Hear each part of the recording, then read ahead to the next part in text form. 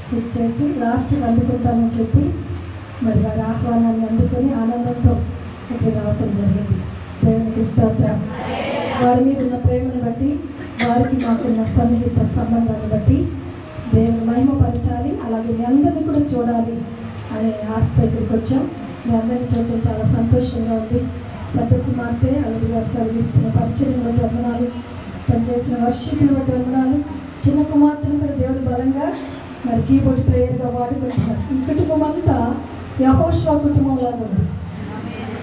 నేను నా ఇంటి వారు యెహోవాను సేవించను. దేవుని అందుని బట్టి దేవునికి వందనాలు. ఈ కల్వరీ ప్రేయర్ మినిస్ట్రీస్ దేవుడు రానున్న దినాల్లో ఇంకా బహు బలంగా దీవించి వాడుకున్నాను గాక. మంచిది. దేవుని వాక్యంలోకి వెళ్దాం. ఇది ఒక special day. Happy women's day to you all the lovely women here. చాలా అందంగా కనబడుతున్నారు మీరందరూ. 20 years దాటిన వాళ్ళంతా ఉమెనే, 20 ఎంటర్ అయిన వాళ్ళు కూడా ఉమెనే, 19 వరకే టీనేజ్, ఆఫ్టర్ 19 అందరూ ఉమెనే. కనుక ఉమెన్ అందరూ ఒకరికొకరు సెకండ్ ఇచ్చుకోండి దయచేసి. హ్యాపీ ఉమెన్స్ డే చెప్పండి. పురుషులు కూడా దీనిలో ఏకీపించినందుకు అది ఆరాధన కనుక వందనాలు. మీరే కూడా నర్వస్ అవ్వద్దండి. మరి అయ్యగారు చక్కగా అమ్మగారికి అప్పచెప్పి ఈ దిన కార్యక్రమాన్ని నడిపించమన్నారు. చాలా సంతోషం. ప్రజలు ఎప్పుడు కూడా ఉమెన్ ఎంకరేజ్ చేస్తారు. నాకు బాగా తెలుసు. చాలామంది సంఘాల్లో పురుషులు లేక పాస్టర్స్, నేను అనేకమైన ట్రెడిషనల్ సంఘాలకు వెళ్ళాను దేశ విదేశాల్లో కూడా, ఈవెన్ అబ్రాడ్స్లో కూడా ఈ యొక్క పద్ధతి ఉంది. ఉమెన్ మాట్లాడద్దు, ఉమెన్ కూర్చోవాలి అని.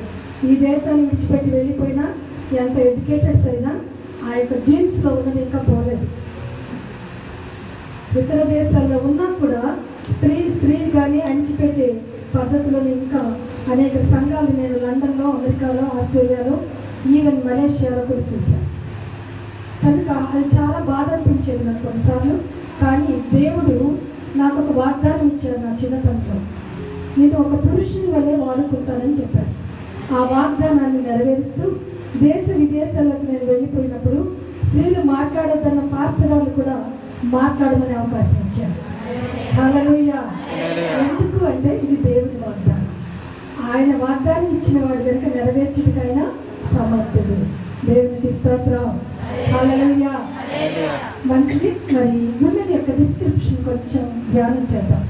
ఏదైనా women's day, international women's day కనుక దీని గురించి కొంచెం ధ్యానం చేద్దాం. Women, W stands for wonderful, O stands for outstanding,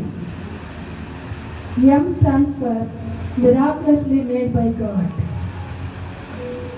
A stands for adorable, N stands for nice to the situation she faces and comes out in flying colors. ఎలా వస్తుంది చీతాకోక చిలుక? ఎలా మారుతుంది? అనేకమైన రంగులతో. అలాగే స్త్రీలుగా మనం అనేకమైన సమస్యలను ఎదుర్కొని జయించి ప్రార్థనాపూర్వకంగా వాటిని పేర్చేసి వాటిలో నుండి బయటికి రాగల శక్తి ఒక స్త్రీకి మాత్రమే ఉంది. స్త్రీలు ఎవరికి దేవునికి స్తోత్రం చెల్లించరా? ఎవరికి ఉంది శక్తి? స్త్రీకి మాత్రమే. స్త్రీ జయించగలుగుతుంది తన ప్రార్థనతో, తన కన్నీళ్లతో. అంటే పురుషులు జయించలేరా అంటే పురుషులు జయించలేరండి. మీరు ఫీల్ అయినా పర్వాలేదు. పురుషులు జయించలేరు. మీకు సరి అయిన జ్ఞానవంతురాలైన భార్య దొరికితే తప్ప మీరు జయించలేరు. మీరు జ్ఞానవంతులైన స్త్రీ జ్ఞానవంతురాలు కాకపోతే వ్యర్థమవుతుంది మీ జ్ఞానం. అందుకే బైబిల్ చెప్తుంది సామెతల గ్రంథం 31వ అధ్యాయం 10వ వచనంలో, జ్ఞానవంతురాలు గుణవంతురాలు తన ఇల్లును కట్టును, మూడురాలు తన చేతులతో తన ఇంటిని కూడా వెరుకును. మరి గుణవంతుడైన భార్య దొరుకుట, గుణవంతుడైన భర్త దొరుకుట అరుదని బైబిల్ ఎక్కడ లేదండి. ఉందండి? గుణవంతుడైన భర్త దొరుకుట అరుదని ఉందా? గుణవంతురాలైన భార్య దొరుకుతారు. అంటే భర్త గుణవంతుడు కాకపోయినా గుణవంతురాలైన భార్య ఉంటే ఆ ఇల్లు నిలబడుతుంది, ఆ ఇల్లు చక్కబడుతుంది, ఆ ఇల్లు కట్టబడుతుంది. కనుక స్త్రీ గుణవంతురాలై ఉండాలి, స్త్రీ జ్ఞానవంతురాలై ఉండాలి. అప్పుడే భర్త బుద్ధిహీనుడైన అజ్ఞానవంతుడైన తన జ్ఞానముతో ఆమె ఇల్లు కడుతుంది. భర్త జ్ఞానవంతుడైన స్త్రీ బుద్ధిహీనురాలైతే ఆ ఇల్లు కట్టబడదు, నిలబడదు. దేవుని స్తోత్రం చెల్లిద్దామా? స్త్రీలు పురుషులు అందరం చెప్దామండి. వెనకలో ఉన్న పురుషులందరూ కూడా దేవునికి చేతులెత్తి స్తోత్రం చెల్లించండి. హల్లెలూయా, హల్లెలూయా. మనం చాలా చక్కని మాటలు విన్నాం. ఎందుకంటే నిజమే, ఆమె ఎటువంటి సిచ్యువేషన్ అయినా ప్రార్థనతో, తెలివితో, జ్ఞానంతో దానిలో నుండి బయటికి రాగలుగుతుంది. ఇంకా మనం చూస్తే women is the symbol of power. Women అంటే ఏంటండి? పవర్, గొప్ప శక్తిని దేవుడు స్త్రీకి ఇచ్చాడు. అందుకే హిందూస్లో ఒక మాట అంటారు, ఆదిశక్తి అని. ఏం శక్తి అండి? ఆదిశక్తి. స్త్రీ అనుకుంటే ఏమైనా సాధించగలదు. స్త్రీ అనుకుంటే ఇల్లును కూడా బెరకగలదు. అవునా కదా? తలలోపుగా నోటితో చెప్పండి. దేవునికి స్తోత్రం. అంత శక్తిని దేవుడు స్త్రీకి ఇందాకైగా చెప్పారు. పురుషుని మట్టితో చేస్తే స్త్రీని ఎముకతో చేశాడు. కనుక మట్టికి బలం ఎక్కువ, ఎముకకు బలం ఎక్కువ. మనం అన్నింటిలో బలవంతులమే. కానీ అబలలు, స్త్రీలు అబలను ఎందుకు రాశారో ఈ అబలనే ఒక్క వాక్యంతో మనం అణిచిపెడుతున్నారు కదండి. అబలలు, బలహీనులు అనే మాటతో మనం అణిచిపెడుతున్నాం. కానీ దినాన స్త్రీలు అన్ని రంగాల్లో ఉన్నారు. ఈ విమానాన్ని కూడా వారు నడుపుతూ ఉన్నారు. ఏ రంగంలో స్త్రీ లేదు చెప్పండి? ప్రతి రంగంలో స్త్రీ ఉంది, పురుషునితో సమానముగా. దేవుడు కూడా దేవుడి దేశంతో స్త్రీని పురుషునితో సమానముగా చేశాడు. ఆదికాండము 2:18 పురుషునికి సాటి అయిన సహాయముగా ఉండినట్టు దేవుడు స్త్రీని నిర్మించాడు. పరిపూర్ణమైన సహాయం ఒక పురుషునికి ఎవరు అంటే స్త్రీ మాత్రమే. పురుషునికి మరొక పురుషుడు కాదండి సహాయం. పురుషునికి స్త్రీయే పరిపూర్ణమైన సహాయం అన్ని విషయాలలో కూడా. కనుక దేవుడు అంత ప్రత్యేకమైన రీతిలో స్త్రీని నిర్మించాడు. God's finest and beautiful creation. She is clothed with strength and dignity and the love. సామెతలు ప్రోవర్బ్స్ 31:25 మనం చూస్తాం. దేవుడు ఒక బలాన్ని, శక్తిని వస్త్రాల్లాగా స్త్రీకి ధరింపచేశాడు. దేవునికి స్తోత్రం. హల్లెలూయా, హల్లెలూయా. స్త్రీ ఒక తల్లిగా, ఒక భార్యగా, ఒక చెల్లిగా లేక అక్కగా, గ్రాండ్ మదర్గా, మదరిల్లాగా, సిస్టర్లాగా అనేకమైన రోల్స్ను ఆమె పోషిస్తుంది కదండి. ఒక తల్లి, ఒక కూతురు, ఒక సిస్టర్లా, ఒక మదరిల్లా, ఒక డాటర్లా, ఒక గ్రాండ్ మదర్, గ్రాండ్ డాటర్, ఇలా చెప్పుకుంటే వెళ్తే ఎన్ని పాత్రలను పోషిస్తుంది.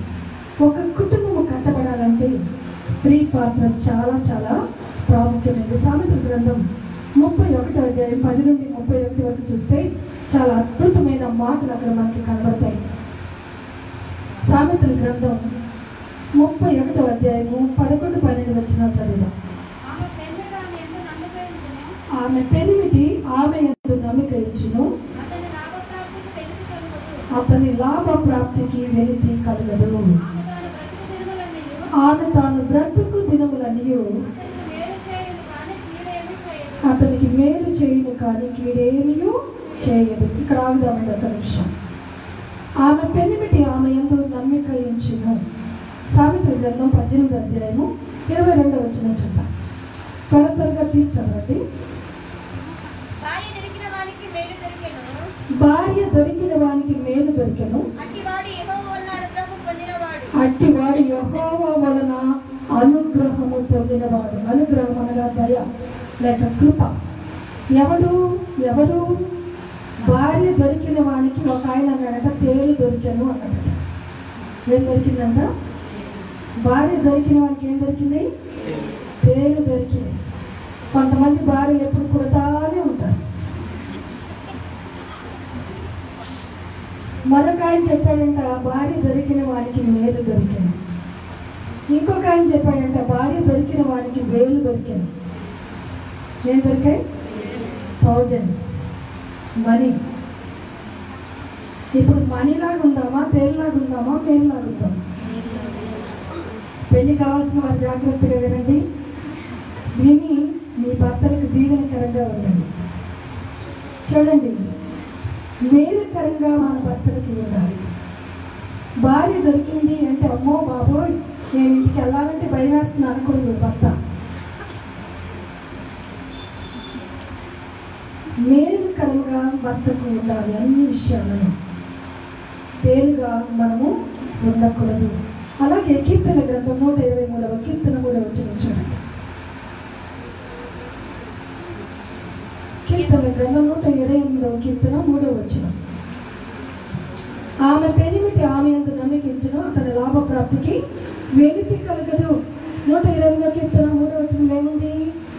నీ లోగిట నీ భార్య ఫలించు ద్రాక్షవల్లి వలె ఉండును, నీ పళ్ళ చుట్టూ నీ పిల్లలు ఒలీవ మొక్కల వలె ఉండు. చూడండి, ఈ భార్య లోగిట ఎలా ఉంటుందట? ఫలించే ద్రాక్షవల్లి వలె. అతని లాభప్రాప్తికి వెళితే కలగకుండా ఆమె చూసుకుంటుంది. ఇంకొక వచనాన్ని చూద్దాం. సామెతల గ్రంథం 12వ అధ్యాయం 14వ వచనం. గృహమును విత్తమును పితరులిచ్చు స్వాస్యమును సుబుద్ధి గల భార్య యెహోవా యొక్క దానము. చూడండి, ఒక వ్యక్తికి ఒక మంచి బుద్ధి కలిగిన భార్య, భక్తి కలిగిన భార్య దొరికిందంటే అతనికి మించిన అదృష్టవంతుడు మరొకడు లేడు. కోట్లు కాదండి కావాల్సింది, జ్ఞానవంతురాలైన భార్య ఉంటే చాలు. కోట్లు అక్కర్లేదు, కట్నాలు తీసుకోవద్దు, ఆస్తి అక్కర్లేదు. ఒక గుణవంతురాలైన సుబుద్ధి గల భార్య దొరుకుతుంది. దేవుడిచ్చే దానం అంట. దేవుడు తనకిష్టమైన వారికి మంచి బుద్ధి గల భార్యను దేవుడు ఇస్తాడు. ఆ మంచి బుద్ధి గల భార్య ఏం చేస్తుందో సామెతలు 31లో మనం చూస్తున్నాం. 31 అధ్యాయం 10 నుండి 31 వరకు చూస్తే ఆమె ఎంత చక్కగా ఆ కుటుంబాన్ని అభివృద్ధి పరుస్తుందో, తన భర్త పెద్దలలో ఒకటిగా ఎలా ఎంచబడతాడో ఇవన్నీ కూడా చాలా విధంగా ఇక్కడ వ్రాయబడి ఉన్నాయి. మంచిది.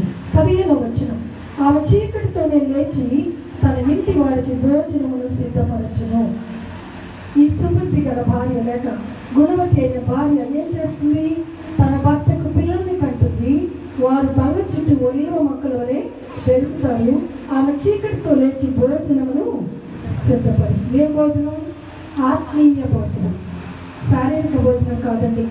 విలాప వాక్యములు 2వ అధ్యాయము 18-19 వచనాలు చూస్తే, సియోను కుమారి రేయి మొదటి జామున లేచి నీ పసిపిల్లల ప్రాణము కొరకు మొర్రపెట్టు, నదీ ప్రవాహముని నీ కన్నీరు పారనును అని భక్తుడు అక్కడ ఇర్మియా రాస్తూ ఉన్నాడు.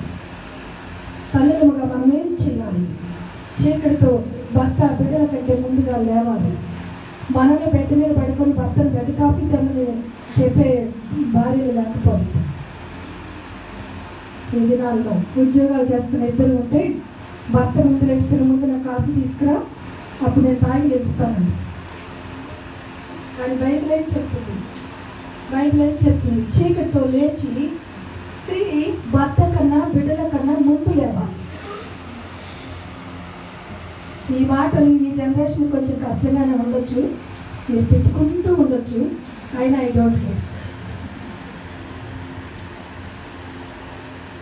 నా చిన్నతనం నుండి చీకటితో లేచి అలవాటు రాకుండా, నా 12 ఏళ్ల వయస్సు నుండి ప్రభు తెల్లవారుజామున 3ంటికి తట్టి నన్ను లేపేవారు. బిడ్డ లేమోకరించి 3 అయింది అని చెప్పేవారు. ఆనాటి నుండి నేటి వరకు కూడా నా యొక్క అలవాటు ఉంది. చీకటితో లేచే వారికి జ్ఞానం పెరుగుతుంది. చీకటితో లేచేవారు ఆ దినమంతా దీవెనకరంగా నడుచుకుంటారు. చీకటితో లేచి ప్రార్థన చేస్తే ఆ దినమంతా ఆశీర్వాదకరంగా నీకే కాదు నీ భర్త నీ బిడ్డలకు కూడా ఉంటుంది. అందుకే ఇర్మియా భక్తుడు అంటున్నాడు, సియోను కుమారి లేచి నీ పిల్లల కొరకు, నీ పసి పిల్లల ప్రాణం కొరకు నదీ ప్రవాహం వల్ల నీ కన్నీరు పారనిను. అంటే ఏం చేయాలి? మనం మన భర్తని మన బిడ్డలను యేసయ్య పాదాల దగ్గర పెట్టాలి. మా మమ్మీ ఎప్పుడు ఒక ప్రార్థన చేసింది, ఇప్పటికీ మా మమ్మీ ఉన్నారు. ఆవిడ ఎప్పుడు ప్రార్థన చేసినా కన్నీటితో ప్రారంభించి కన్నీటితో ముగిస్తారు. నా 12 ఏళ్ల వయసు నుండి ఇప్పటి వరకు ఆమె కన్నీరు విడవకుండా ప్రార్థన చేసినది నేను ఒక్కరోజు కూడా చూడలేదు. ఆవిడ ఒక ప్రార్థన చేసేవారు మా చిన్నప్పుడు, ప్రభా ఈ బిడ్డలు నా బిడ్డల కారణమైనా మీరు నీ బిడ్డలు, నీ ఇష్టం నువ్వు చూసుకోవాలి. ఈ దినాన మా మమ్మీకి మేమిద్దరం, నేను మా చెల్లి ఇద్దరం కూడా దేవుని సేవలో ఉన్నారు. ఇప్పుడు మా పిల్లలు కూడా దేవుని సేవలో ఉన్నారు. దేవునికి స్తోత్రం. మనం కూడా, మీరు కూడా ఏం చేయాలి? మీ పిల్లలను, మీ భర్తను యేసయ్య పాదాల దగ్గర పెట్టాలి. పెట్టి, ప్రభా నా పిల్లలు కాదు, మీ పిల్లలు నాయన, మీ ఇష్టం, వీరిని ఎలా మలుచుకుంటావో, ఎలా వాడుకుంటావో, ఎవరిని వారికి భర్తలుగా ఇస్తావో, ఎవరిని వారికి భార్యలుగా ఇస్తావో నీకే సమర్పిస్తున్నా, నా కుటుంబాన్ని నీకే సమర్పిస్తున్నానని ఏ స్త్రీ చీకటితో లేచి ప్రార్థన చేస్తుందో ఆ ఇంటి వారందరూ కూడా రక్షించబడతారని. చూడండి, సామెతల గ్రంథం 21వ వచనం, 31-21. తన ఇంటి వారికి చలి తగులునని భయపడదు, ఆమె ఇంటి వారందరూ రక్త వర్ణ వస్త్రములు ధరించిన వారు. అనగా ఆమె ఇంటి వారందరూ కూడా రక్షించబడిన వారు. నాకు వాడు ఇంకా రక్షించబడలేదండి, నా భర్త ఇంకా రక్షించబడలేదండి, ప్రార్థన చేయండి అని చెప్తా ఉంటారు చాలామంది. ఎందుకు? చిన్ననాటి నుండి వారు పుట్టింది మొదలుకొని నువ్వు వారి కొరకు ప్రార్థన చేయలేదు. నువ్వు ప్రతి దినం చీకటితో లేచి కన్నీరు కార్చి ప్రార్థన చేస్తే నీ ఇంటి వారందరూ రక్షించబడతారు. ఆమె ఇంటి వారందరూ కూడా రక్త వర్ణ వస్త్రములు ధరించిన వారు. అంటే రక్షణ లేని వారు ఒక్కరు కూడా లేరు. కుటుంబం అంతా కూడా రక్షించబడింది. ఎలా రక్షించబడింది? చీకటితో లేచి తన ఇంటిని యేసయ్య పాదాల దగ్గర పెట్టినప్పుడు దేవుడు మనల్ని విని తన కుటుంబం అంతటిని రక్షించాడు. ఇంకా చూడండి, 16వ వచనంలో ఆమె చీకటితో లేచి భోజనాన్ని సిద్ధపరుస్తుంది. ఆ 16వ వచనం, ఆమె పొలమును చూచి దాన్ని తీసుకొను, తాను కూడబెట్టిన ద్రవ్యము పెట్టి ద్రాక్ష తోట ఒకటి నాటించును. ద్రాక్ష తోట సంఘమునకు గుర్తు, లేక చర్చికి గుర్తు. ఆమె ఏం చేస్తుందంట? ధనమును సమకూర్చుకొని ఒక ద్రాక్ష తోటను నాటిస్తుందట. చూడండి, యోహాను సువార్త 4వ అధ్యాయము 35వ వచనం చూద్దాం.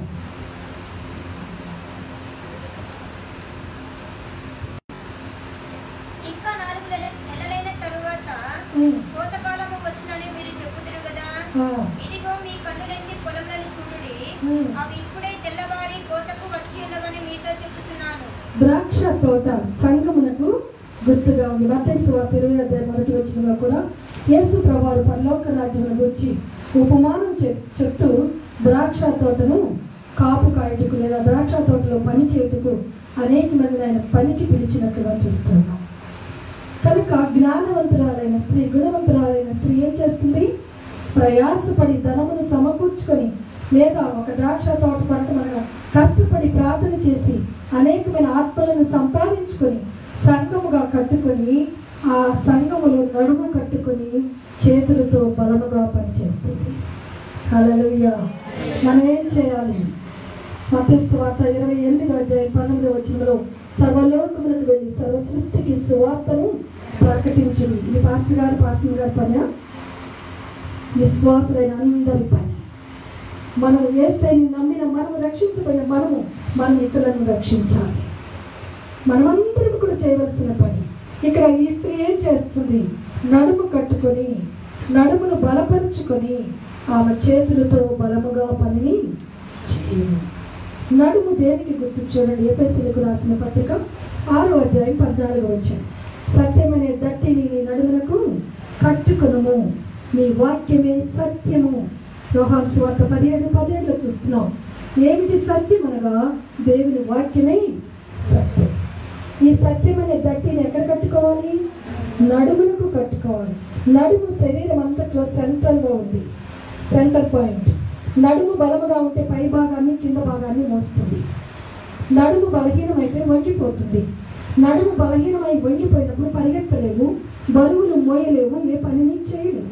అందుకే ఒక వ్యక్తి నీట్గా నిటారుగా నిలబడాలి అంటే నడుము బలముగా ఉండాలి. ఒక క్రైస్తవ జీవితంలో ఒక వ్యక్తి దేవుల్లో సాగాలంటే వాక్యం అనే గట్టితో నడుమును బలపరుచుకోవాలి.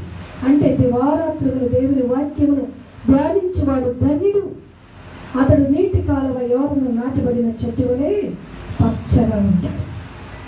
వాక్యము చేత నీవు బలపరచబడినప్పుడు, నీ నడుము బలముగా ఉన్నప్పుడు నీవు ఎంత దూరమైన పరిగెత్తుతావు ఫిజికల్గా.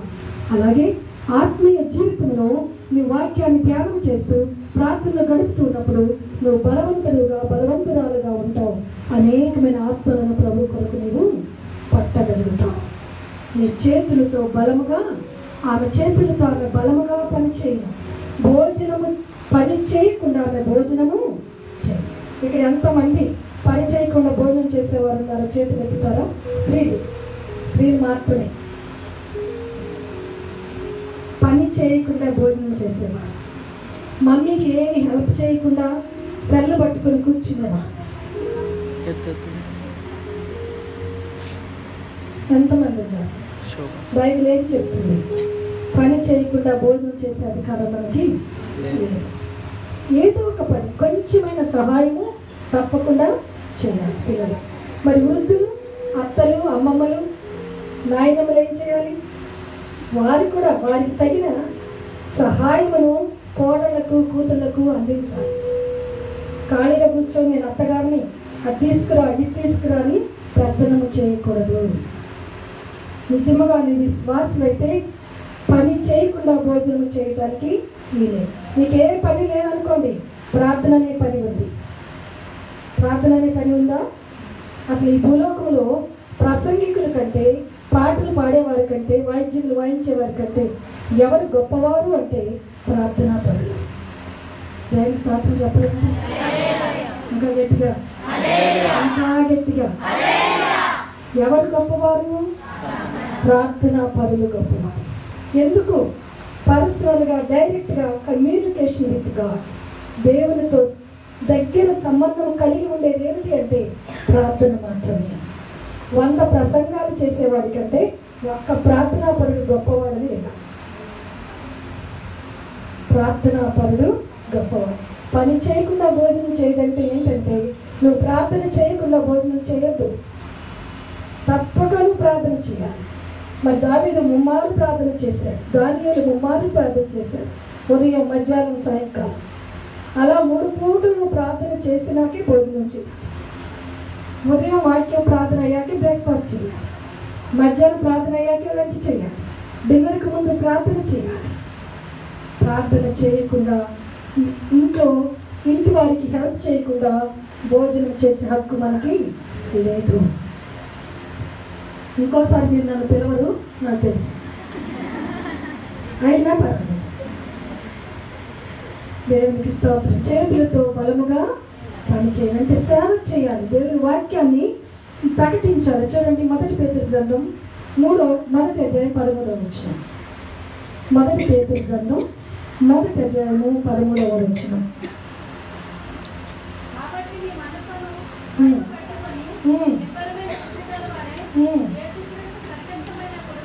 చూడండి, మీ మనస్సు అనే నడుమును కట్టుకొని నిబ్బరమైన బుద్ధి గలవారై యేసుక్రీస్తు ప్రత్యక్షమైనప్పుడు మీకు తేబడు కృప విషయమై నిరీక్షణ కలిగి దేవుని రాక కొరకు ఎదురు చూడాలి. అంటే ప్రతిదినం వాక్యంతో, ప్రార్థనతో మనం గడిపినప్పుడు మాత్రమే ఆయన రాక కొరకై ఎదురు చూడగలం. దేవుని స్తోత్రం చెల్లిద్దామా? గట్టిగా చెప్దామా? 18వ వచనం చూడండి. తన వ్యాపార లాభము అనుభవము చే తెలుసుకొనును, రాత్రి వేళ ఆమె దీపము ఆరిపోదు. వ్యాపార లాభము, శ్రమలండి. శ్రమలు పొందినాకనే దైవ మానవులం కాగలుగుతాం. శ్రమ లేని క్రైస్తవుడే కాదు.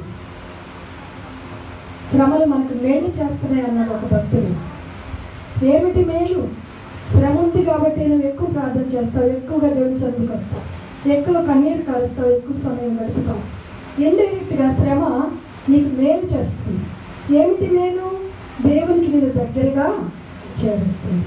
ఒక భక్తుడు ఇలా పాడాడు, శ్రమలు ప్రకారం శ్రమలే హారం, శ్రమలాత్మకు శృంగారం, శ్రమల వల్లనే సకల సునీతి సమసిపోను కానా, శ్రమల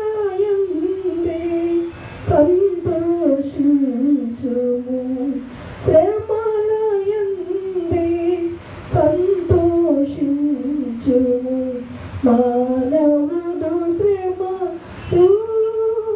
పొందక దైవా మానవుడిటు కాగలాడు. శ్రమలు మనల్ని దైవ రూపంలోనికి మారుస్తాయి. శ్రమలు మన ఆత్మకు శృంగారం. ఒక్కొక్క శ్రమను జయిస్తే దేవుడు నీ మెడలో ఒక్కొక్క హారాన్ని వేస్తాడట. యేసుని పెళ్లి కుమార్తెగా సిద్ధపరుస్తాడు. ఆయన పెళ్లి కుమారుడుగా ఈ లోకానికి వచ్చినప్పుడు నిన్ను ఆయనతో పాటు తీసుకొని పోతాడు. హల్లెలూయా. శ్రమలను ఏం చేయాలండి? ఏం చేయాలి? జయించాలి. శ్రమలను చూచి యోబు పారిపోలేదు. శ్రమలతో యోబు ఆడుకున్నాడట. శ్రమలతో ఆడుకున్నాడు యోబు. శ్రమలలో వేడుకున్నాడు. శ్రమలు యోబుని చూచి పారిపోయాయి. యోబు శ్రమలను చూచి పారిపోలేదు. యోబు శ్రమలను చూచి పారిపోయాడండి.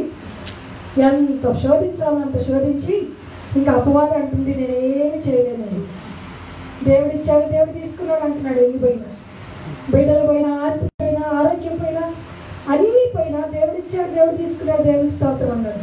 అట్లాంటి నేనేం చేయగలను అని వెళ్ళిపోయింది అపవాది. అపవాది యోబుని చూచి పారిపోయింది. యోబు శ్రమలను చూచి పారిపోలేదు. హల్లెలూయా. మనం కూడా ఏం చేయాలి? విశ్వాస వీర వనితలముగా ఏదైనా world's women's international women's day జరుపుకుంటున్న స్త్రీలందరికీ కూడా ఏం చేయాలి? శ్రమలను జయించాలి. ఎలా జయించాలి? ప్రార్థనతో, ఉపవాస ప్రార్థనతో, కన్నీటితో మన కుటుంబాలను మనం కట్టుకోవాలి. 126 కీర్తనలు అంటున్నాడు 5వ వచనంలో, కన్నీళ్లతో విత్తువాడు సంతోష గానాలతో పనులు మోసుకొని వచ్చును.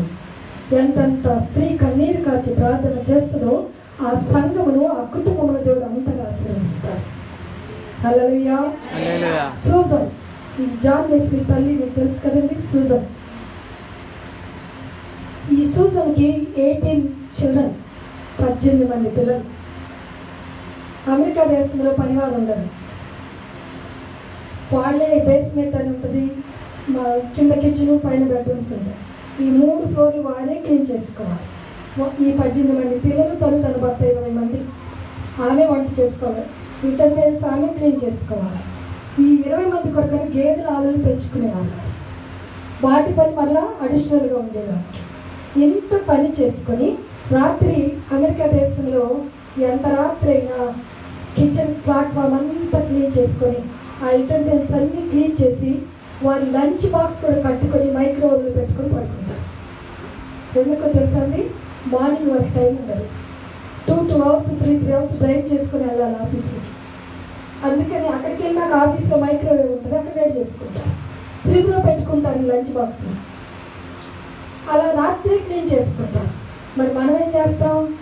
తినేసి సంప నిండా అట్లు నింపేస్తాం, అలా పెట్టేసి పడుకుంటాం. ప్రొద్దులై చూస్తే గుండె పగులుతూ ఉంటాం.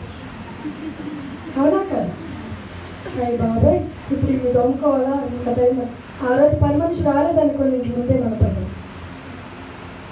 వాళ్ళు అలా కాదు, వాళ్ళు రాత్రి అంతా క్లీన్ చేసి పడుకుంటారు. అలా ఇల్లు శుభ్రంగా ఉంటే రాత్రులు దెయ్యాలు నీ ఇంటి చుట్టూ తిరగవు. నీ ఇల్లు శుభ్రంగా ఉంటే దెయ్యాలు నీ ఇంట్లో నివాసం చెయ్యవు. ఎప్పటికప్పుడు మనం క్లీన్గా మన హౌస్ని ఉంచుకోవాలి. సరే, ఈవిడ ఇంత పని చేసుకొని అలసిపోయినా 18 మందిని లైన్గా పడుకోబెట్టి మోకరించి, ఒక్కొక్కరి దగ్గర మోకరించి 10 నిమిషాలు ఒక్కొక్కరి కొరకు ప్రార్థన చేసేది. 18 into 10 3 hours ప్రార్థన. 180 minutes. 180 minutes అంటే అవర్కి ఎంత? 60 minutes. 3 గంటలు బిడ్డల కొరకు ప్రార్థన చేసేది. ఒక్కొక్క బిడ్డ దగ్గర 10 నిమిషాలే, కానీ ఆమె కన్నీటి బొట్లు వారి మీద పడేటట్లుగా ప్రార్థన చేసేది. అలసిపోయానని నెగ్లెక్ట్ చేసేది కాదు. ఆవిడ పడుకునే వరకు 2-3 అయ్యేది, అయినా ప్రార్థన మానేది. అయితే దేవుడు ఎంత అద్భుతంగా ప్రపంచ ప్రఖ్యాతి కాంచిన సువార్థికుడిగా జాన్ వెస్లీని దేవుడు మార్చాడు. అలాగే చార్లెస్ ఫిన్నీ మంచి ఇంగ్లీష్ పోయమ్స్, హిమ్స్ రాసేవాడిగా దేవుడు అతన్ని వాడుకున్నాడు. మిగతా పిల్లలందరినీ కూడా దేవుడు వాడుకున్నాడు. కానీ వీళ్ళిద్దరిని ప్రపంచ ప్రఖ్యాతి ఖ్యాతి చెందిన వారిగా వాడుకున్నారు. ఎవరి ప్రార్థన? తల్లి ప్రార్థన. తల్లులారా నిద్రపోతులుగా ఉండకండి. తల్లులారా మీ బిడ్డల కొరకు కన్నీరు కార్చి ప్రార్థన చేయండి. ఆ తర్వాత వారు మీరు ఇంటికి వెళ్ళాక చదువుకుని ద్వితీయోపదేశకాండం 28వ అధ్యాయం 33వ వచనం, 64వ వచనం, 62వ వచనాల్లో ఉంటుంది. రాత్రి ఎప్పుడు పగలవుతుందా, పగలు ఎప్పుడు రాత్రి అవుతుందా, మీ బిడ్డలు అన్యులకు ఇవ్వబడి వారి స్థితిని చూచి చూచి మీ కన్నులు క్షీణించి చనిపోతే బాగుండు, పగలైనప్పుడు రాత్రి అయితే బాగుండు, రాత్రి అయితే పగలైతే బాగుండు అని చింతతో మీ జీవితాన్ని వెళ్ళబుచ్చుతారని ఉంది. ఆ స్థితి మనకు రాకుండా ఉండాలి అంటే, మన బిడ్డలు అన్యజనులకు ఇవ్వబడకుండా ఉండాలంటే, అన్యుల చేతిలో మన బిడ్డలు బాధింపబడకుండా ఉండాలంటే తల్లులుగా మనం కన్నీటి ప్రార్థన చేయాలి. దేవుని స్తోత్రం చెప్తారా? అవును, ఇంకా గట్టిగా. ఇప్పటి వరకు ప్రార్థన చేయని వారు దయచేసి ప్రార్థన చేయండి. రోజుకు ఒక 2 కన్నీటి బుట్లైనా, మీకు 4 పిల్లలు ఉంటే ఒక 10 బొట్లు, 4కి 4 2 8 చెప్పిన, 3 ఉంటే ఆ లెక్కేసుకో, 2 ఉంటే, 1 ఉంటే ఇంకెక్కువ ప్రార్థన చేయి. దేవుడు నీ బిడ్డలను దీవించినప్పుడు సంతోషపడింది నీవే. అందుకే 126 కీర్తనలు అంటున్నాడు, కన్నీళ్లతో విత్తువాడు సంతోష గానాలతో పనులను మోసుకొని వచ్చు. నువ్వెంతంత కన్నీటి ప్రార్థన బిడ్డ కొరకు చేస్తే అంతంత ఆనందం వారి స్థితిని చూచి నువ్వు సంతోషిస్తావు. దేవునికి స్తోత్రం. హల్లెలూయా, హల్లెలూయా. కన్నీటి ప్రార్థన యేసయ్యను హృదయాన్ని కరిగిస్తుంది, ఆయన సింహాసనం నుండి దిగేటట్లుగా చేస్తుంది కన్నీటి ప్రార్థన. ఇంకా చూద్దాం, ఇంకా 2 మాటలు చెప్పి నేను ముగిస్తాను. చూడండి 22వ వచనం. ఆమె పరుపులను సిద్ధపరచుకొనును, ఆమె బట్టలు సన్నని నార బట్టలు, రక్తవర్ణ వస్త్రములు. అంటే యాజకత్వం జరిగిస్తుంది. జ్ఞానవంతురాలైన స్త్రీ తన భర్తకు మేలుకరంగా ఉంటుంది, తన బిడ్డల క్రమంలో పెంచుతుంది, తన బిడ్డల కొరకు ప్రార్థిస్తుంది. తన ఇంటి వారందరూ యాజకత్వమును జరిగిస్తారు. మోషేకు దేవుడు చెప్పాడు, సన్నని నార వస్త్రములను యాజకులైన వారికి తొలగించాలి. అహరోను కుమారులకు అని చెప్పాడు. యాజకులు ఏం ధరించాలి? సన్నని నార వస్త్రములు. ఆమె ఇంటి వారందరూ కూడా, అంటే తన ఇంటి వారందరినీ కూడా ప్రభు సేవ కొరకు ఆమె సిద్ధపరుస్తుంది. 24వ వచనం, 25వ వచనం. నడికట్లను వర్తకులకు అమ్మును, బలమును ఘనతయు ఆమెకు వస్త్రములు. ఏంటండి? ఎక్కడిది బలం? ఆత్మీయ బలం. వాక్యం ప్రార్థన చేస్తే మనం ఆత్మీయ బలాన్ని పొందుకుంటాం. వాక్యాన్ని చదువుతూ ప్రార్థన గడుపుతూ ఉన్నప్పుడు మనం ఆత్మీయంగా బలమును పొందుకుంటాం. ఎప్పుడైతే మనం ప్రార్థనలు గడుపుతామో దేవుడు మనకు ఘనతను ఇస్తాడు. కింద అంటున్నాడు 31వ వచనంలో, ఆమె చేసిన పనులను బట్టి ఆమె పనులు ఆమెను కొనియాడును. అందమైన స్త్రీ కొనియాడబడును, ఆస్తి గల స్త్రీ కొనియాడబడును, 10 మంది బిడ్డలు గల స్త్రీ కొనియాడబడునని బైబిల్ చెప్పట్లేదండి. ఎవరు కొనియాడబడతారు? భక్తి కలిగిన స్త్రీ. హల్లెలూయా, హల్లెలూయా. నువ్వు భక్తిని సాధన చేస్తే నీ భక్తిని లోకము కొనియాడేటట్లుగా చేస్తుంది, నీకు ఘనతను కలిగిస్తుంది, నీకు ఆత్మీయ బలమును అనుగ్రహిస్తుంది. ఆమె పనులు గౌనుల ఎదుట, సిటీలో, టౌన్స్లో, క్యాపిటల్లో పొగడబడతాయి. ఎవరు చెప్పక్కర్లేదు, ఓ పాంప్లెట్లు వేసి డబ్బాలు కొట్టుకోనక్కర్లేదు. దేవుడే చేస్తాడు ఆ పని. మనం యథార్థంగా ఆయన పనిని చేసినప్పుడు ఆయనే మనకు ఘనతను ఇస్తాడు. మనం చేసిన పనులే మనల్ని కొనియాడేటట్లుగా చేస్తాయి. ఏమిటి ఆ పని? ప్రార్థన, వాక్యం, దయ కలిగి ఉండటం, పని వారికి భర్తను సిద్ధపరచడం, దయాహృదయంతో ఉండటం, ఆకలి కొన్న వారికి ఆహారం పెట్టడం, అవసరమైనప్పుడు సహాయం చేయటం, కైండ్ హార్ట్ కలిగి ఉండటం, కన్సర్న్ కలిగి ఉండటం, ఇవన్నీ కూడా నీ పనులు, నీ దాన ధర్మాలు నిన్ను కొనియాడేటట్లుగా చేస్తాయి. దేవుని స్తోత్రం చెల్లిద్దామా? గట్టిగా, ఇంకా గట్టిగా. ఆమె తన ఇంటి వారి నడకలను బాగుగా కనిపెట్టును. స్త్రీలు, జ్ఞానవంతులైన తల్లులు, భార్యలు ఏం చేయాలి? పిల్లలు ఎక్కడికి వెళ్తున్నారు? ఎవరితో ఫ్రెండ్షిప్ చేస్తున్నారు? వారు ఏం చదువుతున్నారు? ఎలా చదువుతున్నారు? వారి ప్రోగ్రెస్ ఎలా ఉంది? వారి ఫ్రెండ్షిప్ ఎవరితో ఉందో తల్లిగా నువ్వు గమనించాలి. అలాగే భర్తల విషయంలో కూడా, ఎక్కడికి వెళ్ళారమ్మా బ్రదర్? ఏమోనండి నాకు తెలీదు అంటారు చాలామంది భార్యలు. పిల్లలు ఎక్కడికి వెళ్ళారు? ఏమో తెలియదు, ఇక్కడ ఫ్రెండ్ అన్నారు. నిజంగా ఫ్రెండ్ దగ్గరికి వెళ్ళిందా? ఇంకెక్కడికన్నా వెళ్ళిందా? అది గమనించవలసిన బాధ్యత ఎవరిది? తల్లి. తల్లి వారి నడతలను ఎలా కనిపెట్టగలుగుతుంది? ప్రార్థనతో ఉన్నప్పుడే. నువ్వు ప్రార్థనలో గడిపినప్పుడు నీ బిడ్డల ప్రవర్తన, నీ భర్త ప్రవర్తన ఎలా ఉందో దేవుడు నీకు చూపిస్తాడు. నువ్వు వారిని సరి చేయడానికి వీలవుతుంది. కొంతమంది భార్యలు చుట్టికి అనుమానపడి వారి ప్రాణాలు తింటూ ఉంటారు. నేను వారి విషయం చెప్పట్లేదండి. ఏదైనా పాస్టర్ గారు చెప్పారు, భర్త నడత బాగా కనిపెట్టమన్నారని ఇప్పుడు ఇంటికి వెళ్ళి ఆయన పని పట్టకండి. మీరు ఆయన ఏమనద్దు, ఆయన చెప్తేనే తిరిగినా ఏమనద్దు.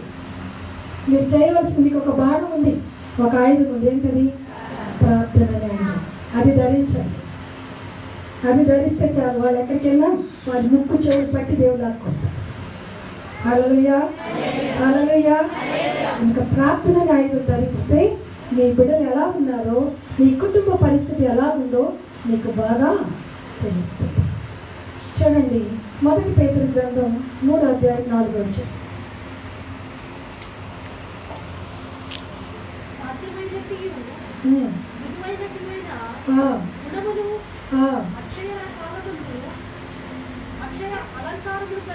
అక్షయ అలంకారము గల మీ హృదయపు అంతరంగ స్వభావము మీకు అలంకారంగా ఉండవలను. మృదువుగా మాట్లాడాలి, పిల్లలతో కానీ భర్తతో కానీ. అంతరంగ అలంకారం ధరించుకో. మృదువుగా నీ బిడ్డలతో మాట్లాడు, మృదువుగా నీ భర్తతో మాట్లాడు. వారు ఏదైనా వంకర మార్గంలో ఉన్నా నీ ప్రేమను బట్టి, నీ ప్రార్థనను బట్టి వారు మారిపోతారు. దేవుని స్తోత్రం చెల్లిద్దామా? గట్టిగా చెప్పాలి. ఎఫెసీ 4:3 చూద్దాం. ఎఫెసీలకు రాసిన పత్రిక 4:3.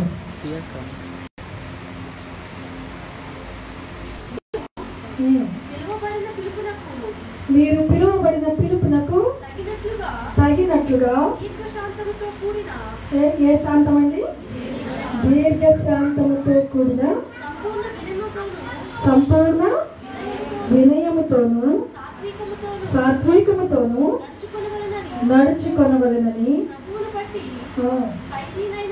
చూడండి, వినయము, సాత్వికం, మృదువత్వంతో కుటుంబంలో నడుచుకోవాలి, సంఘంలో నడుచుకోవాలి, సమాజంలో నడుచుకోవాలి.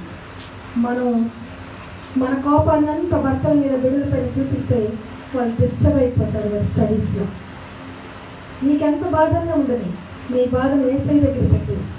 అక్కడ కన్నీరు కాచు, అక్కడ రోధించు, కానీ నీ బిడ్డలతో, నీ భర్తతో మృదువుగా మాట్లాడు. ఇష్టమేనా? నేను ఫైటింగ్ ఇష్టమా? చెప్పండి. చాలామంది ఫైటింగ్కే ఇష్టపడతారు కానీ ప్రార్థన చేయడానికి ఇష్టపడరు. అలా నువ్వు ఎంతంత ఫైటింగ్ నీ భర్తతో చేస్తుంటే నీ భర్త నీకు తెలియకుండానే నీకు దూరం అయిపోతాడు. తెలుసా నీకు ఈ సంగతి? తెలుసా? నీకు భయపడతాడు, సరే సరే అంటాడు, కానీ హృదయంలో అతనికి నీ మీద స్థానం, అతని హృదయంలో నీ స్థానం పోతుంది. మాటలతో భయపెట్టి భర్తలను మార్చడానికి ప్రయత్నం చేయకండి. అలాగే బిడ్డలను కూడా భయపెట్టి, బాధ పెట్టి వాళ్ళని లొంగ తీసుకోవాలని చూడకండి. మృదువుగా మాట్లాడండి, దీర్ఘశాంతంగా ఉండండి. స్త్రీ త్యాగశీలి, సహనశీలి అని అంటారు కదా. మరి ఆ సహనాన్ని మనం మన కుటుంబాల్లో చూపించకపోతే ఏంటి ప్రయోజనం? ఆ టైటిల్కి మనం అర్హులమే కాదు. అవునా కదా? సహనంగా ఉండాలి. స్త్రీ ఎంత సహనంగా ఉంటే తన కుటుంబం అంతగా దీవించబడుతుంది. మీకు ఎవరికి ఇష్టం లేదు, అందుకే అల్లి చెప్పట్లేదు. మరొకసారి చూద్దాం. ఒకవేళ ఈ మధ్యాహ్నం మీకు కోపం ఉందా, ద్వేషం ఉందా, రోజు ఫైటింగ్ చేస్తున్నావా, వెంటనే మనసును మార్చుకో, తీర్మానించుకో, వెళ్ళిపో. ఒక భార్య భర్తలు ఇద్దరు ఉన్నారు. ఆయన సల్లిసిరేస్తే ఈమె కప్పిసిరేస్తుంది. ఫైటింగ్ అవుతుంటే ఆయన సల్లిసిరేస్తాడు, బొక్కలైపోద్ది. నువ్వు నా మీద సల్లిస్తావు, నేను కప్పిసిరేస్తాను. అది ముక్కలైపోయింది. ఇద్దరు కలిసి పాస్టర్ గారి దగ్గరికి వచ్చారు. అయ్యా, మా ఇద్దరు రోజు ఫైటింగే, ప్రతి చిన్న విషయాన్ని ఫైటింగ్ చేస్తున్నాం, మా కొరకు ప్రార్థన చేయమని వచ్చారు. ఆ పాస్టర్ గారు మీ పాస్టర్ గారు అది చాలా తెలివైన ఆయన. ఏమన్నా తెలుసా, మీ ఇద్దరు ఇక్కడే చర్చిలో ఉండాలి, 3 రోజులు భోజనం నీళ్లు మానేయాలి అని చెప్పారు. ఏం చెప్పాలి? భోజనం నీళ్లు కూడా మానేసి ఫాస్టింగ్ చేయాలి. వాళ్ళిద్దరు 3 రోజులు ఫాస్టింగ్లో పెడితే వారిలో ఉన్న అహంకారం, కోపం, ద్వేషం అన్నీ పోయాయి. ఆ 3 రోజులు ఫాస్టింగ్ తర్వాత మామూలు వ్యక్తులు అయిపోయి ఇప్పటి వరకు మేము సమాధానంగా ఉన్నామని సాక్షిస్తున్నారు. అట్లా ఫైటింగ్ ఎవరైనా చేస్తే పాస్టర్ గారు మీరు కూడా అదే చేయండి. ఎవరైనా వచ్చి ఇలా మా ఆడ గొడవ పెడుతుందండి, మా ఆయన గొడవ పెడుతుందంటే ఇద్దరిని పిలిచి ఫాస్టింగ్లో పెట్టండి, నీళ్ళు కూడా తాగద్దు. అప్పుడు మనలో ఉన్న అహంకారం, గర్వం అన్నీ అణిగిపోతాయి. ప్రార్థన చేయండి. స్త్రీలకు సహనం కావాలి. స్త్రీలు ప్రార్థనా పనులుగా మారితే ఆ కుటుంబాలను ఎంత జ్ఞానవంతులుగా మారుతారు. ఇంకొక మాట చెప్పి నేను ముగిస్తాను. ఒక బల్బును కనుక్కున్న ఎడిసన్, థామస్ ఎడిసన్ తల్లి. ఈ థామస్ ఎడిసన్ పిచ్చివాడిగా స్కూల్లో ఉన్నప్పుడు ఏం చెప్పినా అతనికి అర్థం కాక ఆ టీచర్ని విసిగిస్తున్నప్పుడు ఒక దినాన ఒక లెటర్ రాసి, రేపటి నుంచి నువ్వు స్కూల్కు రావద్దు అని కవర్లో పెట్టి కవర్ సీల్ చేసి ఇవి మీ మమ్మీకి ఇవ్వమని చెప్పింది. ఆ బాబు తీసుకొచ్చి తల్లికి ఇచ్చాడు. అంతే చదువుకుంది. ఆమెకు అర్థమైపోయింది ఆయన పరిస్థితి. మూసుకొని తన డ్రాలో పెట్టుకుంది. నాన్న, రేపు నుంచి నువ్వు స్కూల్కి వెళ్ళొద్దు, ఎందుకంటే నువ్వు చాలా బ్రిలియంట్ అంట. నీ బ్రిలియంట్కి మిగతా స్టూడెంట్స్కి ఈక్వల్ అవ్వట్లేదు, అందుకే ఇంట్లో ఉండే ఈ దినం నుంచి చదువుకోవాలని చెప్పి. టీచర్ ఏమి రాసింది, తల్లి ఏం చెప్పింది. చూడండి ఎంత తెలివైన తల్లి అని. ఆవిడ కూర్చొని తన కుమార్ని చదివిస్తే ఆయన ఇన్వెంట్ చేసి ఈ బల్బును కనుక్కున్నాడు. టీచర్ మెంటల్ పనికిరాడని పంపిన ఆ అబ్బాయిని తల్లి జ్ఞానంతో, ప్రార్థనతో, కన్నీటి ప్రార్థనతో అటు ప్రార్థన చేస్తూ ఇటు కుమార్ని ఇంట్లో పెట్టుకొని చదివించుకుంటూ ఒక గొప్పవాడిగా చేసింది. హల్లెలూయా. తల్లులారా, మీ పిల్లలు తిట్టకండి, నువ్వు పనికిరాను, నీ పనికిరాదని, నీకు ఎంత చెప్పిన ఇంత, నువ్వు ఎంత చదివినా ఇంతే అంటే వాళ్ళు ఇంకా డిప్రెషన్లో చూడుతున్నారు. ఎప్పుడు నెగిటివ్ వర్డ్స్ అసలు మాట్లాడద్దు, నెగిటివ్గా మాట్లాడద్దు వాళ్ళతో. వాళ్ళు ఎంత నెగిటివ్ పనులు చేసినా నువ్వు పాజిటివ్గా మాట్లాడు. వారి కొరకు ప్రార్థన చేయి. దేవుడు ఒక దినాన థామస్ ఎడిసన్ లాగే నీ బిడ్డలను కూడా ఉన్నతమైన స్థితిలో ఉంచుతాడు. దేవుడి మాటలు దీవించినగాక. నాకు సమయం ఇచ్చి నన్ను ఆహ్వానించి నన్ను ప్రేమించి నన్ను ఆహ్వానించిన పిఎం కుమార్ అయ్య గారికి, అమ్మగారికి నా ప్రత్యేకమైన వందనాలు తెలియజేస్తూ, ఓపికతో ఇప్పటి వరకు నేను ఎన్ని తిట్లు తిట్టినా, నేను మిమ్మల్ని గాయపరిచినా, బాధపరిచినా, మీరు కూడా ఓపికతో వింటూ మీ స్మైల్తో నన్ను ఎంకరేజ్ చేస్తూ విన్న మీ అందరికీ కూడా నా వందనాలు తెలియజేస్తూ ఈ మాటలు అందిస్తున్నాను. దేవుడు మిమ్మల్ని అందరినీ సమృద్ధిగా దీవించు.